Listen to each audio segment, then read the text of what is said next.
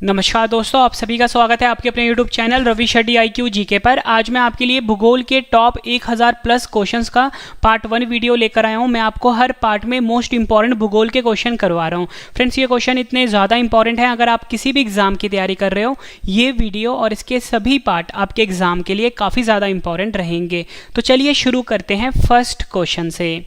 First question है हमारा, पृथ्वी की भूपरिटि जिसे कि हम क्रस्ट भी बोलते हैं का आधा भाग किस खनिज से बना होता है? सही आंसर है ऑप्शन बी, फेल्ड्सपर। पृथ्वी की जो भूपरिटि होती है जिसे कि हम क्रस्ट भी बोलते हैं, उसका आधा भाग जो होता है वो फेल्ड्सपर से बना होता है। फ्रेंड्स, अगर हम बात करें प्रतिशत में, फ्रेंड्स ये 41% से लेके 50% तक इसका कंपोजिशन होता है। ठीक है, मोस्ट इंपॉर्टेंट क्वेश्चन है आपके एग्जाम के लिए। फ्रेंड्स, अगर हम बात करें पृथ्वी की, हमारा जो पृथ्वी होता है फ्रेंड्स, उसकी जो मेनली 3 परतें होती हैं, या आप बोल सकते हो मेनली जो होता है ये 3 लेयर्स का होता है। सबसे जो ऊपर वाली लेयर होती है ना फ्रेंड्स, सबसे ऊपर वाली जो लेयर होती है, इसी को हम भूपरिटि कहते हैं, या फिर आप बोल सकते हो इसको हम बोलते हैं क्रस्ट। क्या बोलते हैं? क्रस्ट परत बोलते हैं या भूपरिटि परत बोलते हैं। इसके नीचे जो फ्रेंड्स परत आता है ना, इसकी कुछ इस तरह से मैं डायग्राम बना रहा हूँ। ठीक है, जो अंदर वाली परत होती है इसको हम बोलते हैं कोर। ठीक है, और फ्रेंड उसके ऊपर वाला जो हिस्सा होता है, ठीक है, ऊपर वाला जो हिस्सा जो होता है यहाँ ये वाला, इसको हम बोलते हैं मेंटल। ठीक है, मतलब ये 3 लेयर होते हैं हमारे पृथ्वी के। और मैंने आपको बताया कि जो हमारा क्रस्ट होता है यानी भूपरिटि होता है, इसका आधा भाग जो होता है ये फेल्ड्सपर खनिज से मिलकर बना होता है। काफ़ी बार एग्जाम में पूछा गया क्वेश्चन है। नेक्स्ट क्वेश्चन कर लेते हैं, कौन सा तत्व पृथ्वी की प्रवृत्ति के द्रव्यमान का 46.6% है? सही आंसर इसका ऑप्शन सी, ऑक्सीजन। ऑक्सीजन तत्व जो है ये पृथ्वी की प्रवृत्ति यानी क्रस्ट के द्रव्यमान का 46.6% होता है। फ्रेंड्स, ये दोनों क्वेश्चन जो मैंने आपको करवाए हैं, दोनों क्वेश्चन आपके एग्जाम के लिए काफ़ी ज़्यादा इंपॉर्टेंट रहेंगे। फ्रेंड्स, यहाँ पे ना बात हुई है ऑक्सीजन की। ऑक्सीजन जो होता है फ्रेंड्स, इसका सिंबल होता है O, और इसका अगर हम परमाणु क्रमांक की बात करें फ्रेंड्स, वो होता है 8। ये भी आपने याद रखना है। और ये पृथ्वी की प्रवृत्ति के द्रव्यमान का 46.6% होता है। नेक्स्ट क्वेश्चन कर लेते हैं, ज्वालामुखी से निकले पिघले लावा के ठोसीकरण से बनी चट्टान किसका उदाहरण है? सही आंसर इसका ऑप्शन सी, बेसाल्ट चट्टान के उदाहरण है। ज्वालामुखी से निकले पिघले लावा के जो ठोसीकरण से बनी चट्टान होती है वो बेसाल्ट चट्टान का उदाहरण होती है। फ्रेंड्स, मैं आपको एक फोटो से समझाता हूँ। फ्रेंड देखो, ये है ज्वालामुखी। ठीक है, ये ज्वालामुखी जो है फ्रेंड्स, ठीक है, ज्वालामुखी जब ठंडा होगा उसके बाद जो फ्रेंड जो चट्टान बनेगी ना, ये इसी चट्टान की बात कर रही है, हो रही है यहाँ पे। तुमसे पूछा गया है कि कौन सी चट्टान होती है, तो फ्रेंड्स ये बेसाल्ट चट्टान होती है। ये आपने याद रखना है, इंपॉर्टेंट क्वेश्चन है। और फ्रेंड्स, आपसे एग्जाम में क्वेश्चन और पूछा जाता है कि कभी भी जब ज्वालामुखी फटने वाला होता है तो हमारे जो वातावरण में कौन सी गैस रिलीज होती है, तो आपका आंसर होगा रेडॉन गैस रिलीज होती है। ठीक है, ये भी आपने याद रखना है। और आपसे एग्जाम में पूछा जाता है फ्रेंड्स, ये जो कप वाला आकार होता है ज्वालामुखी का, इसे क्या बोलते हैं? तो फ्रेंड इसको हम बोलते हैं क्रेटर। ठीक है, ये आपने याद रखना है। जो कप वाला आकार होता है, कप वाला मुख होता है ज्वालामुखी का, उसको हम क्रेटर बोलते हैं। ये आपने याद रखना है, इंपॉर्टेंट क्वेश्चन है। नेक्स्ट क्वेश्चन कर लेते हैं, द्वाब क्या होता है? सही आंसर है ऑप्शन सी, 2 नदियों के बीच की भूमि। 2 नदियों के बीच की जो उपजाऊ भूमि होती है फ्रेंड्स, उसको हम द्वाब कहते हैं। ये क्वेश्चन भी फ्रेंड्स एग्जाम में कई बार पूछा गया है। नेक्स्ट क्वेश्चन कर लेते हैं, वायुमंडल की सबसे निचली परत को डैश कहते हैं? सही आंसर है ऑप्शन ए, ट्रोपोस्फेयर कहते हैं। ट्रोपोस्फेयर को हिंदी में हम बोलते हैं क्षोभ मंडल। क्या बोलते हैं? क्षोभ मंडल बोलते हैं। और ये वायुमंडल की सबसे निचली परत होती है। फ्रेंड्स, ये चीज़ मैं आपको फोटो से समझाता हूँ, आपको और अच्छे से समझ में आएगा। फ्रेंड देखो, ये हमारा पृथ्वी है। ठीक है, ये हमारा पृथ्वी है। ठीक है, सबसे ऊपर वाली जो परत होती है फ्रेंड्स, इसी को हम कहते हैं ट्रोपोस्फेयर। और हमसे क्वेश्चन में यही पूछा गया था कि सबसे निचली परत कौन सी होती है, तो मैंने आपको बताया ट्रोपोस्फेयर होती है। ठीक है, ट्रोपोस्फेयर के जब ऊपर जाओगे फ्रेंड्स, वो आ जाता है फिर स्ट्रेटोस्फेयर। स्ट्रेटोस्फेयर को हिंदी में हम बोलते हैं फ्रेंड्स समताप मंडल। ठीक है, समताप मंडल के ऊपर आ जाता है मेसोस्फेयर। मेसोस्फेयर के ऊपर आता है थर्मोस्फेयर, फिर आ जाता है एक्सोस्फेयर। ठीक है फ्रेंड्स, ये 5 परतें हैं हमारे वायुमंडल की। सबसे नीचे वाला कौन सा होता है? ट्रोपोस्फेयर यानी कि क्षोभ मंडल। ठीक है फ्रेंड्स, ये हमारा क्वेश्चन था और एग्जाम में ही पूछा गया क्वेश्चन है ये। नेक्स्ट क्वेश्चन कर लेते हैं, पृथ्वी के वायुमंडल की किस परत में ओजोन की परत होती है? सही आंसर है ऑप्शन बी समताप मंडल। पृथ्वी के वायुमंडल में जो ओजोन परत होता है फ्रेंड्स, ये समताप मंडल में होता है। और मैंने आपको बताया था फ्रेंड्स, ये जो स्ट्रेटोस्फेयर है ना, ये वाला जो लेयर है, इसी को हम समताप मंडल बोलते हैं हिंदी में। इंग्लिश में बोलते हैं स्ट्रेटोस्फेयर और हिंदी में बोलते हैं समताप मंडल। और पृथ्वी के वायुमंडल में इसी परत में ओजोन परत पाई जाती है। और आप सभी को पता है फ्रेंड्स, ये ओजोन परत होता है, ये हमारे लिए बहुत ज़्यादा इंपॉर्टेंट परत है, क्योंकि ये सूर्य से जो अल्ट्रा वायलेट रेज आती है यानी पैरामैग्नेटिक किरणें आती है, जो कि हमारे शरीर के लिए काफ़ी ज़्यादा खतरनाक होती है, उनसे हमें बचाती है ये ओजोन परत। ठीक है, ये भी आपने याद रखना है। नेक्स्ट क्वेश्चन कर लेते हैं, ब्रह्मांड के अध्ययन को क्या कहा जाता है? सही आंसर है ऑप्शन बी कॉस्मोलॉजी कहा जाता है। ब्रह्मांड का जो अध्ययन होता है फ्रेंड्स, यानी स्टडी ऑफ यूनिवर्स जो होता है, उसे हम कॉस्मोलॉजी कहते हैं। ये क्वेश्चन भी आपके एग्जाम के लिए काफ़ी इंपॉर्टेंट है। नेक्स्ट क्वेश्चन कर लेते हैं, मोस्ट इंपॉर्टेंट है ये। विश्व के महासागरों में किस महासागर का सर्वाधिक चौड़ा महाद्वीपीय शेल्फ है? सही आंसर है ऑप्शन ए आर्कटिक महासागर। आर्कटिक महासागर जो है, ये विश्व के महासागरों में सबसे चौड़ा इसका जो महाद्वीपीय शेल्फ है। महाद्वीपीय शेल्फ को हम कॉन्टिनेंटल शेल्फ भी बोलते हैं। ठीक है, अब मैं आपको समझाता हूँ फ्रेंड्स, महाद्वीपीय शेल्फ क्या होता है, और इसके ऊपर एक इंपॉर्टेंट क्वेश्चन भी है, वो अगले क्वेश्चन में आएगा। देखो फ्रेंड्स, कोई भी जो फ्रेंड्स कोस्टल एरिया होता है, ठीक है, जहाँ से समुद्र शुरू होता है, ठीक है, और जो जमीन वाला हिस्सा समुद्र के अंदर हो जाता है, उसको हम बोलते हैं कॉन्टिनेंटल शेल्फ यानी कि महाद्वीपीय शेल्फ। फिर देखो, इसके बाद जो स्लोप शुरू हो रहा है ना, स्लोप से पहले तक वाला एरिया जो समुद्र के अंदर है या पानी के अंदर है, उसे हम कॉन्टिनेंटल शेल्फ कहते हैं। और हमारा क्वेश्चन ये था कि विश्व के महासागरों में किस महासागर का सर्वाधिक चौड़ा महाद्वीपीय शेल्फ है?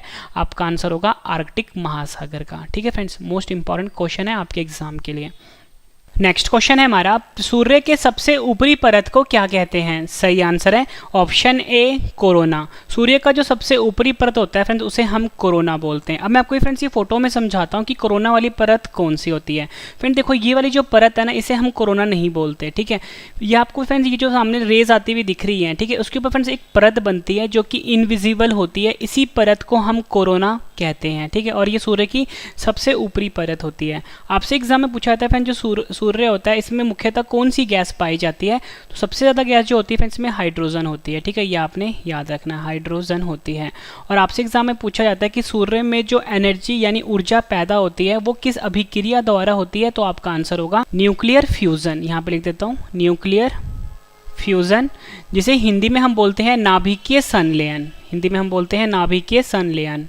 ठीक है फ्रेंड्स, ये भी आपने याद रखना है। नेक्स्ट क्वेश्चन कर लेते हैं, एशिया के सबसे बड़े मरुस्थल का क्या नाम है? सही आंसर इसका ऑप्शन ए गोबी मरुस्थल। एशिया का जो सबसे बड़ा मरुस्थल है फ्रेंड्स, वो है गोबी मरुस्थल, ये आपने याद रखना है। और इसका जो फ्रेंड्स मुख्यतः भाग जो है, वो मंगोलिया देश में है। अगर आपसे एग्जाम में ये पूछा जाए कि दक्षिण एशिया का सबसे बड़ा मरुस्थल कौन सा है, तो आपका आंसर होगा थार मरुस्थल जो है, वो दक्षिण एशिया का सबसे बड़ा मरुस्थल है। अगर पूरे एशिया की बात करता है, तो गोबी मरुस्थल जो है, ये एशिया का सबसे बड़ा मरुस्थल कहलाता है।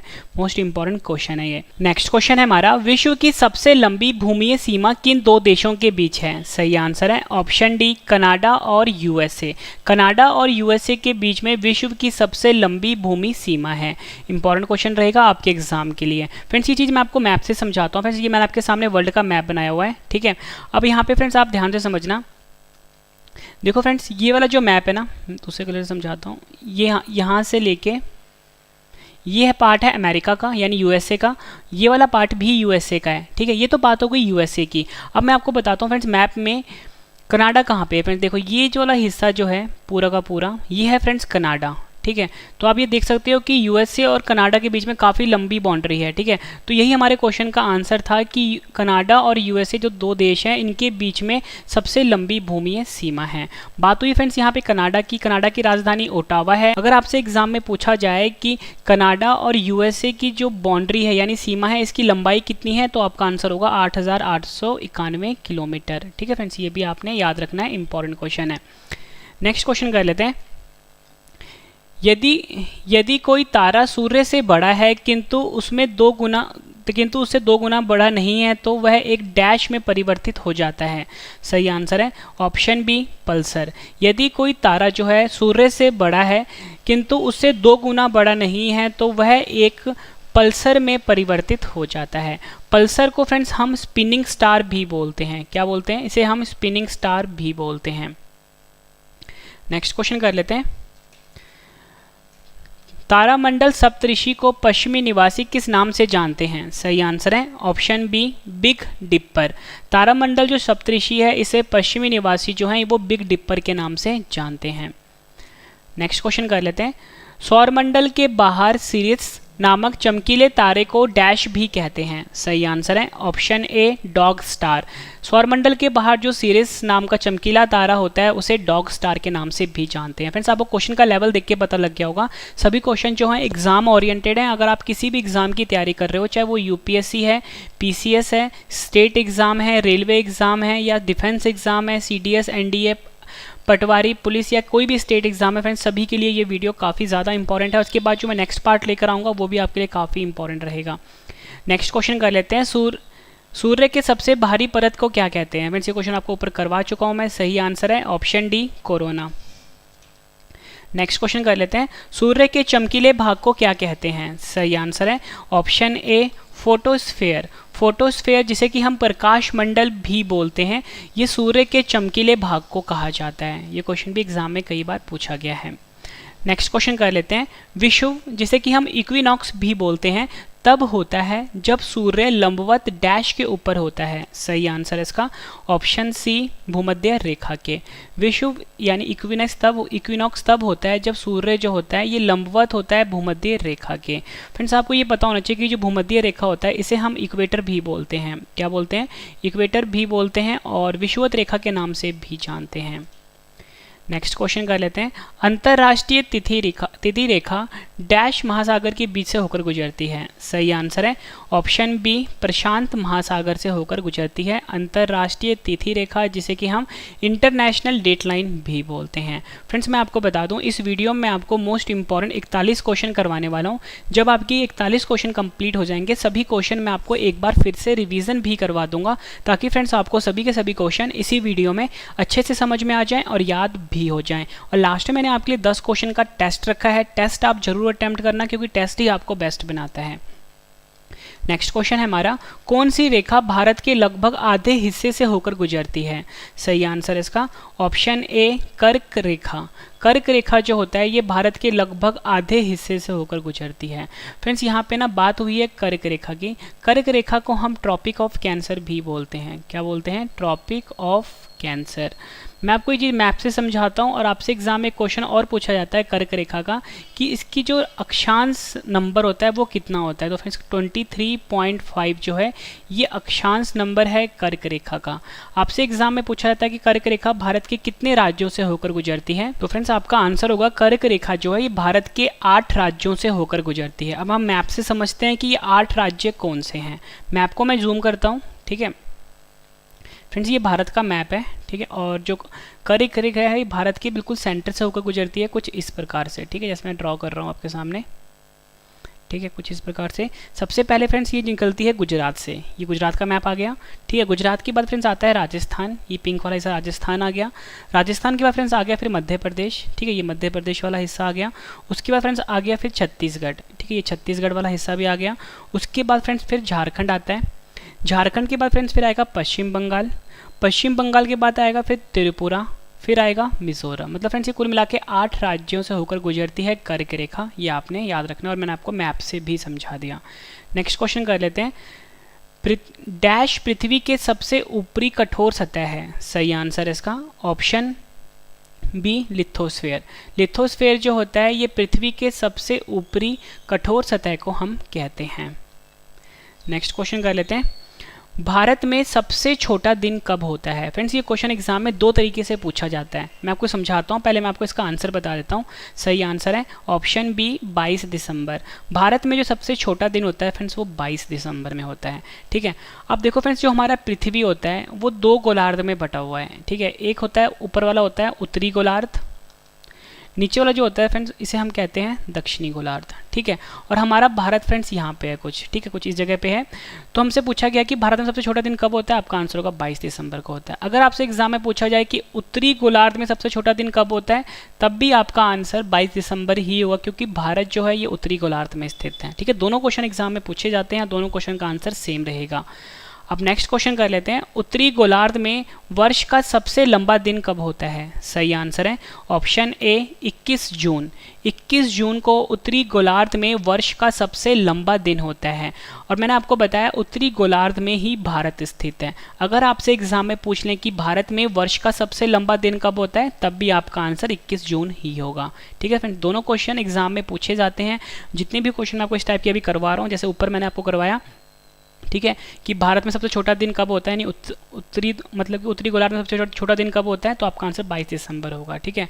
उत्तरी गोलार्ध में वर्ष का सबसे लंबा दिन कब होता है, और या आप बोल सकते हो भारत में वर्ष का सबसे लंबा दिन कब होगा, आंसर 21 जून है, ठीक है फ्रेंड्स। दोनों क्वेश्चन एग्जाम में पूछे जाते हैं। नेक्स्ट क्वेश्चन कर लेते हैं, दोनों गोलार्ध पर समान दिन या रात इन दिनों में होते हैं। सही आंसर है ऑप्शन ए 21 मार्च और 23 सितंबर। 21 मार्च और 23 सितंबर को दोनों गोलार्ध में समान दिन या रात होते हैं। इंपॉर्टेंट क्वेश्चन रहेगा आपके एग्जाम के लिए। नेक्स्ट क्वेश्चन कर लेते हैं, जब ग्रेफाइट चट्टानें रूपांतरित होती हैं तो उनसे क्या बनता है। सही आंसर है ऑप्शन डी नीस। फ्रेंड्स आपको इंग्लिश में वर्ड भी याद रखना है, इसकी स्पेलिंग है GNEISS, जिसमें जी साइलेंट है, यानी नीस जो है जब ग्रेफाइट चट्टानें रूपांतरित होती है तो उनसे बनती है, उनसे बनता है नीस, ये आपने याद रखना है। नेक्स्ट क्वेश्चन कर लेते हैं, संगमरमर डैश की एक कायंत्री चट्टान है। आंसर है ऑप्शन ए चूने का पत्थर। संगमरमर जो है ये चूने के पत्थर का एक कायंत्री चट्टान है। इसके बाद जो फ्रेंड्स मैं आपको रिवीजन करवा रहा हूँ वो आपके लिए काफ़ी ज़्यादा इंपॉर्टेंट है। इससे आपको क्या होगा फ्रेंड्स, सभी क्वेश्चन और अच्छे से समझ में आ जाएंगे और याद भी हो जाएंगे।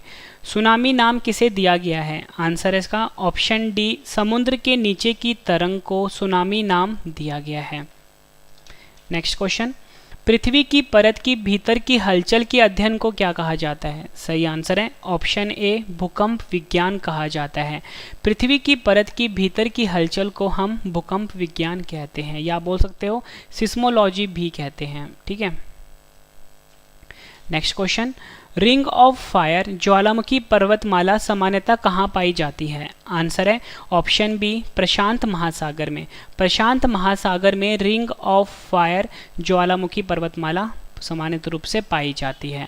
प्रशांत महासागर को हम पैसिफिक ओशन भी बोलते हैं। क्या बोलते हैं, पैसिफिक ओशन भी बोलते हैं। और ये विश्व का सबसे बड़ा महासागर है, ठीक है, विश्व का सबसे बड़ा और सबसे गहरा महासागर है, ठीक है। और पृथ्वी की जो सबसे गहराई वाली बिंदु है ना फ्रेंड्स, वो भी पैसिफिक ओशन में ही है, जिसका नाम मैरियाना ट्रेंच है। ये भी आपने याद रखना है। नेक्स्ट क्वेश्चन कर लेते हैं, महाद्वीप के छोर पर समुद्र की सतह के नीचे जलमग्न भूक्षेत्र, जिसे कि हम समुद्र अभिमुखी ढलान भी कहते हैं, को क्या कहते हैं। फ्रेंड्स ये क्वेश्चन मैंने आपको ऊपरी करवाया था, याद करो, ठीक है। कुछ इस प्रकार की डायग्राम बनी हुई थी, ठीक है। यहाँ से फ्रेंड्स समुद्र शुरू हो रहा था और मैंने आपको बताया था कि इस टाइप का क्वेश्चन मैं आपको नीचे करवाऊंगा। तो ये वही क्वेश्चन है। और देखो फ्रेंड्स ये क्वेश्चन एग्जाम में पूछा गया है, SSC में भी पूछा गया है, UPSC में भी पूछा गया है, PCS में भी पूछा गया है। क्वेश्चन था हमारा, महाद्वीप के छोर पर समुद्र की सतह के नीचे जलमग्न भूक्षेत्र को क्या कहते हैं। आपका आंसर होगा ऑप्शन ए महाद्वीपीय शेल्फ। महाद्वीपीय शेल्फ कहा जाता है, या आप बोल सकते हो कॉन्टिनेंटल शेल्फ भी कहते हैं इसको, ठीक है। ये वाला हिस्सा जो होता है, ठीक है, इसे कहते हैं महाद्वीपीय शेल्फ या कॉन्टिनेंटल शेल्फ। और ये वाला जो पार्ट होता है ना फ्रेंड्स, ये वाला पार्ट स्लोप वाला जो दिख रहा है आपको, इसको हम कहते हैं महाद्वीपीय स्लोप।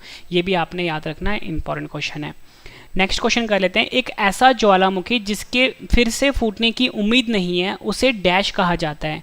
आंसर है ऑप्शन सी विलुप्त ज्वालामुखी कहा जाता है। एक ऐसे तरह का ज्वालामुखी जिसके फिर से फूटने की उम्मीद नहीं है, उसे हम विलुप्त ज्वालामुखी कहते हैं। नेक्स्ट क्वेश्चन कर लेते हैं, उन भू आकृतियों को क्या कहते हैं जो पृथ्वी में विभ्रंश के कारण बनती है तथा जिनके कारण एक सतह दूसरी सतह से नीचे चली जाती है। आंसर है उसे हम कहते हैं विभ्रंश घाटी, यानी रिफ्ट वैली कहते हैं। उन भू आकृतियों को हम कहते हैं विभ्रंश घाटी, जो कि पृथ्वी में विभ्रंश के कारण बनती है, जिनके कारण एक सतह दूसरी सतह से नीचे चली जाती है। ये क्वेश्चन भी एग्जाम में कई बार पूछा गया है।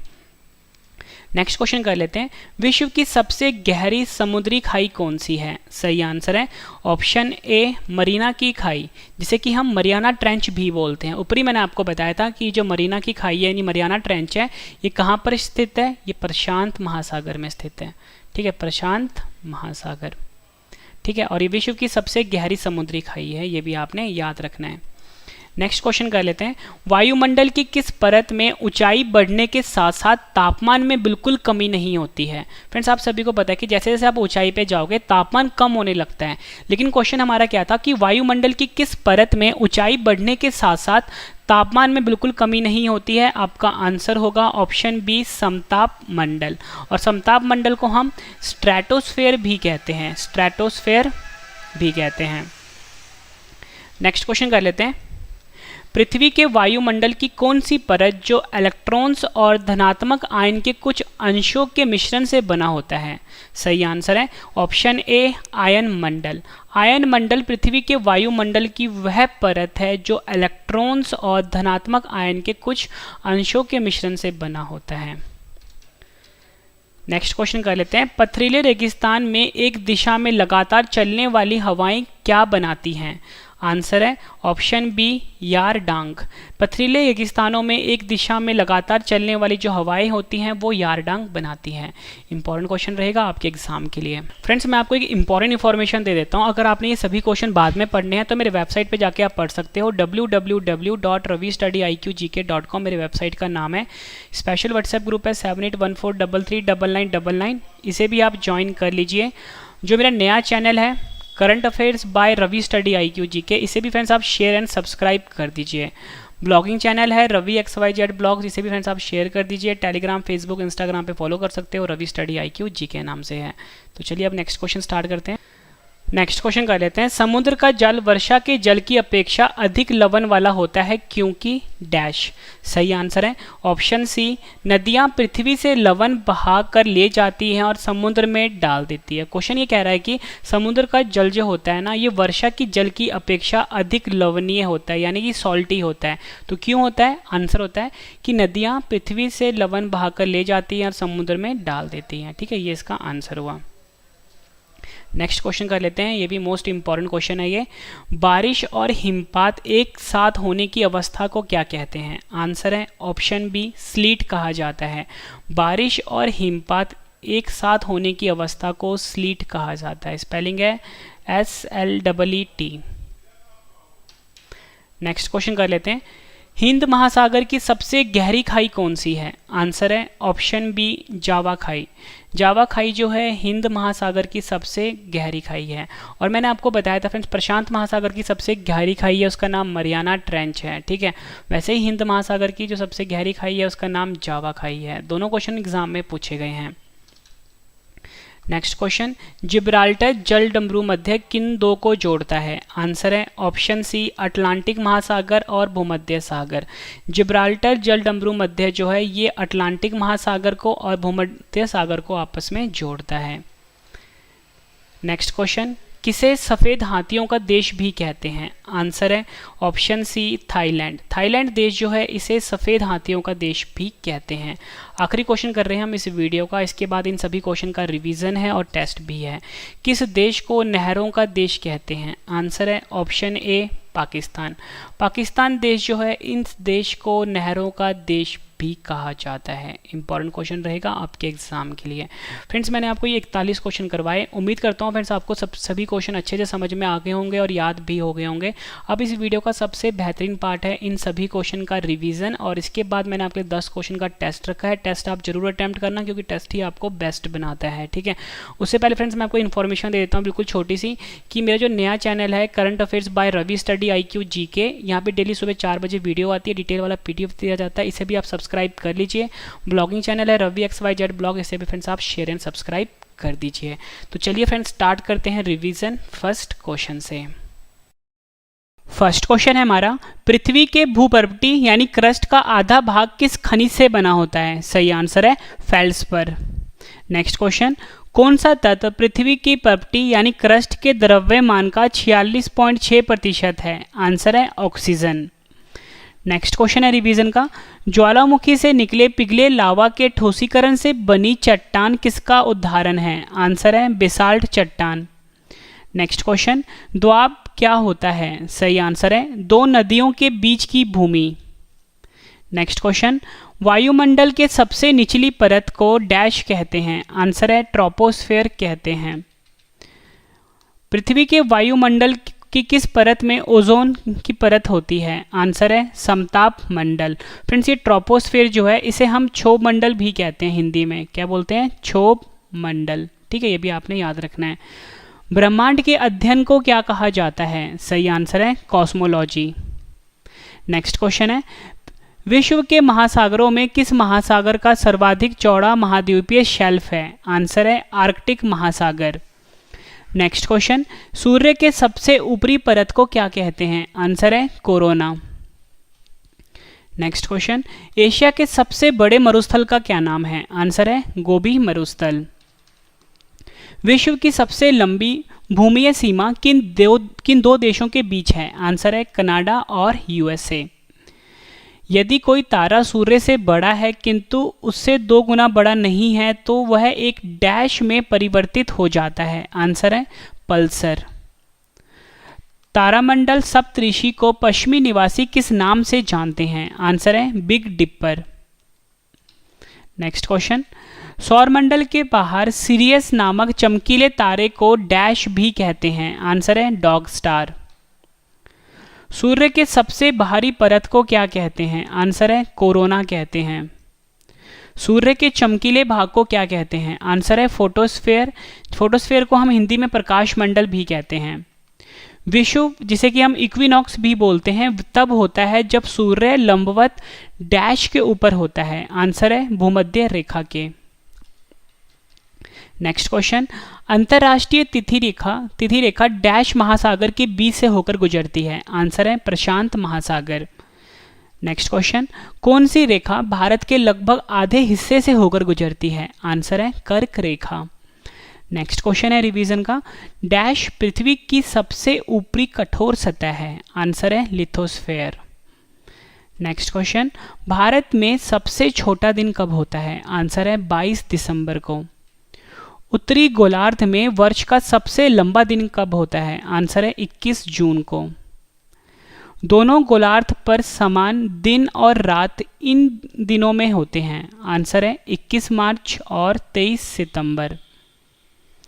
नेक्स्ट क्वेश्चन, जब ग्रेफाइट चट्टानें रूपांतरित होती है तो उनसे क्या बनता है? आंसर है उनसे बनता है नीस। और फ्रेंड्स, ये जो इंग्लिश वाला वर्ड है GNEISS, ये भी आपने याद रखना है, मोस्ट इंपॉर्टेंट क्वेश्चन है।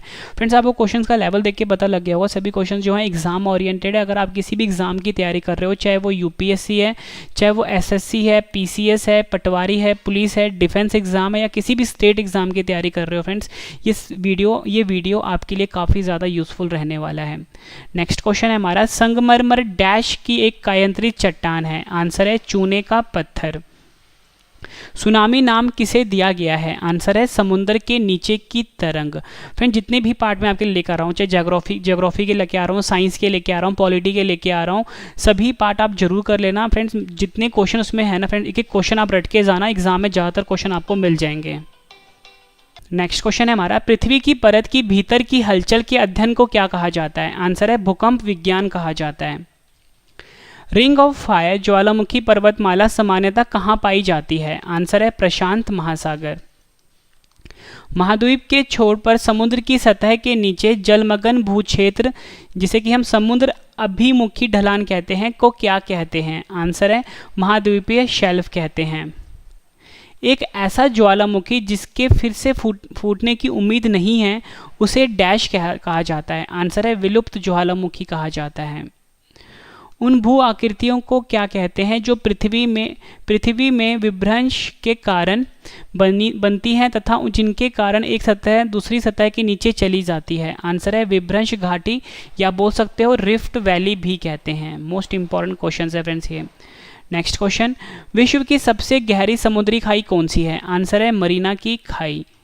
नेक्स्ट क्वेश्चन, वायुमंडल की किस परत में ऊंचाई बढ़ने के साथ साथ तापमान में बिल्कुल कमी नहीं होती है? आंसर है समताप मंडल, और इसको हम स्ट्रेटोस्फेयर भी कहते हैं, स्ट्रेटोस्फेयर भी कहते हैं। पृथ्वी के वायुमंडल की कौन सी परत जो इलेक्ट्रॉन्स और धनात्मक आयन के कुछ अंशों के मिश्रण से बना होता है? आंसर है आयन मंडल। नेक्स्ट क्वेश्चन करते हैं, पथरीले रेगिस्तानों में एक दिशा में लगातार चलने वाली हवाएं क्या बनाती हैं? आंसर है यारडांग। ये वर्ड भी काफ़ी ज़्यादा इंपॉर्टेंट है आपके लिए। समुद्र का जल वर्षा के जल की अपेक्षा अधिक लवण वाला होता है क्योंकि डैश। आंसर है नदियाँ पृथ्वी से लवण बहाकर ले जाती हैं और समुद्र में डाल देती हैं। बारिश और हिमपात एक साथ होने की अवस्था को क्या कहते हैं? आंसर है सलीट कहा जाता है। हिंद महासागर की सबसे गहरी खाई कौन सी है? आंसर है जावा खाई है। जिब्राल्टर जल डमरू मध्य किन दो को जोड़ता है? आंसर है अटलांटिक महासागर और भूमध्य सागर। नेक्स्ट क्वेश्चन, किसे सफ़ेद हाथियों का देश कहते हैं? आंसर है थाईलैंड को।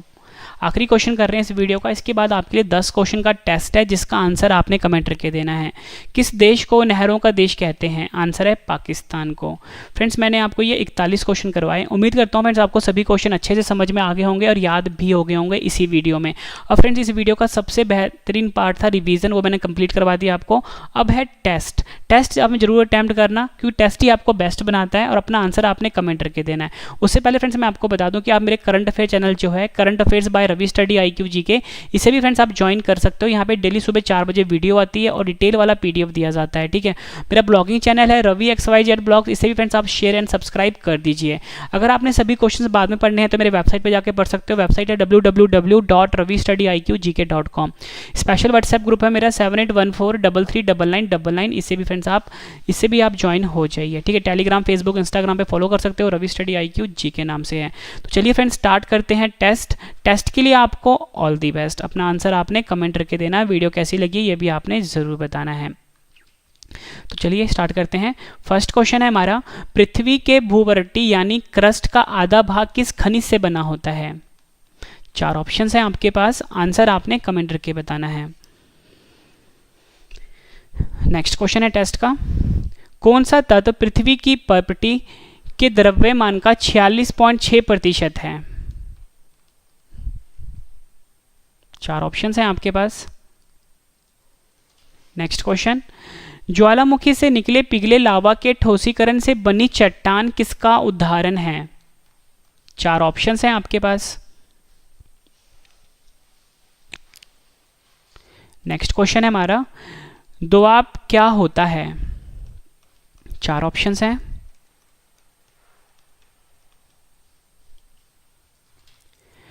वायुमंडल की सबसे निचली परत को डैश कहते हैं? आंसर आपने कमेंट करके देना है। पृथ्वी के वायुमंडल की किस परत में ओजोन की परत होती है?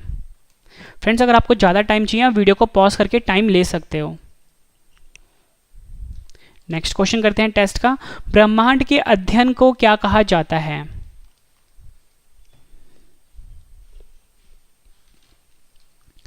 विश्व के महासागरों में किस महासागर का सर्वाधिक चौड़ा महाद्वीपीय शेल्फ है? आंसर आपने कमेंट करके देना है। सूर्य के सबसे ऊपरी परत को क्या कहते हैं? आंसर आपने कमेंट करके बताना है। आखिरी क्वेश्चन कर रहे हैं टेस्ट का, एशिया के सबसे बड़े मरुस्थल का क्या नाम है?